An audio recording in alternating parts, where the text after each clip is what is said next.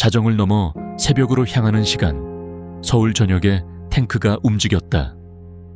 장세동은 30단 병력을 지휘하며 핵심 거점들을 장악해 나갔다. 국방부, 육군본부, 각 사단본부. 치밀하게 짜인 시나리오대로 모든 것이 진행되었다. 소대장, 저항하는 부대가 있으면 어떻게 하죠? 명령에 복종하지 않으면 반역으로 간주한다. 주저하지 마라. 라디오에서 흘러나오는 긴급 뉴스. 수도권 일대에 계엄군이 출동했으며 장세동은 라디오를 껐다. 이제 언론도 그들의 통제에 있었다. 12월 13일 새벽 6시 쿠데타는 완벽하게 성공했다. 보안사령부 회의실에서 전두환이 승리를 선언했다. 핵심 멤버들의 얼굴에는 성취감과 안도감이 동시에 떠올랐다. 장대령, 수고했네. 앞으로 더 큰 역할을 맡게 될 것이야. 전두환의 포상이었다. 장세동은 고개를 끄덕였다. 창밖으로 보이는 서울 시민들은 아직 무슨 일이 일어났는지 모르고 있었다. 출근길 사람들, 학교에 가는 아이들, 그들의 운명이 하룻밤 사이에 바뀌었다는 것을. 장세동은 곧 보안사 대공수사단장을 거쳐 국가안전기획부장에 오르게 된다. 권력의 정점에서 그는 국가안보라는 명목해 수많은 결정을 내려야 했다. 반공 이데올로기가 지배하던 시대, 그의 손끝에서 누군가의 인생이 좌우되었다. 권력의 정점, 그림자의 깊이. 1980년 장세동은 대통령 경호실장에 이어 국가안전기획부장에 임명되었다. 청와대와 남산의 안기부 건물을 오가며 그는 대한민국의 그림자 권력을 움켜쥐었다. 하지만 5월 광주에서 들려오는 소식들이 그의 마음을 무겁게 했다. 시민들의 함성, 총성, 그리고 피. 12점 12의 연장선상에서 벌어지는 또 다른 비극이었다. 각하, 광주 상황이 심각합니다. 강경하게 진압하라.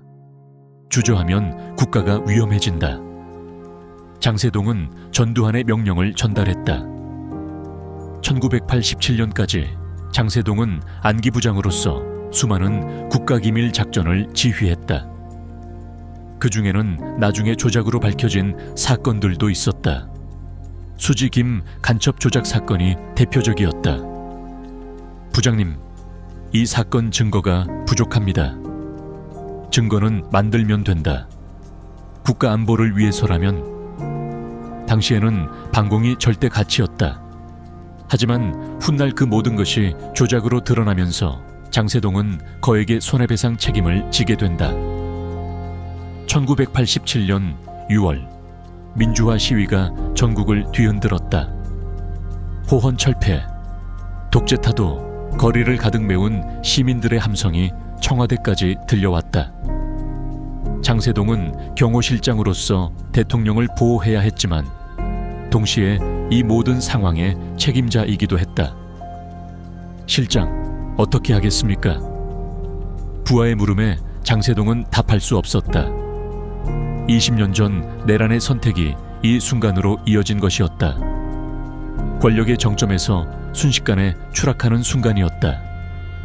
50 청산의 폭풍. 1987년 민주화 이후 50 청산의 바람이 거세게 불어왔다. 장세동에게는 피할 수 없는 심판의 시간이었다.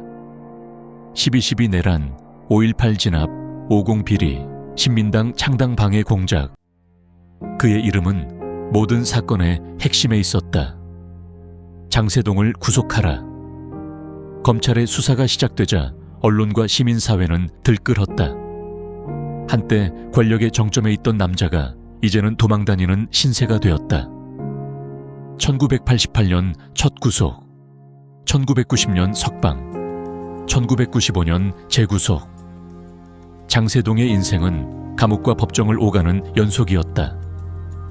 매번 구속될 때마다 그는 같은 말을 반복했다.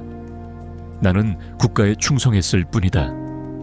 하지만 세상은 이미 변해 있었다. 과거 국가안보라며 정당화되던 모든 것들이 이제는 권력 남용으로 규정되었다. 특히 수직임 간첩 조작 사건은 그를 끝까지 괴롭혔다. 무고한 시민을 간첩으로 조작한 대가로 수십억 원의 손해배상 판결이 내려졌지만 장세동은 끝까지 구상금을 납부하지 않았다. 그에게는 더 이상 지불할 능력도 의지도 없었다. 1996년 서울지방법원. 피고인 장세동, 일어서십시오. 흰머리가 성성한 노인이 된 장세동이 천천히 일어섰다. 방청석에는 5월 18 유족들과 시민들이 가득했다. 12.12 군사반란 및 5.18 민주화운동 진압 관련 혐의로 무기징역을 선고합니다. 판사의 선고가 떨어지자 방청석에서 함성이 터져나왔다.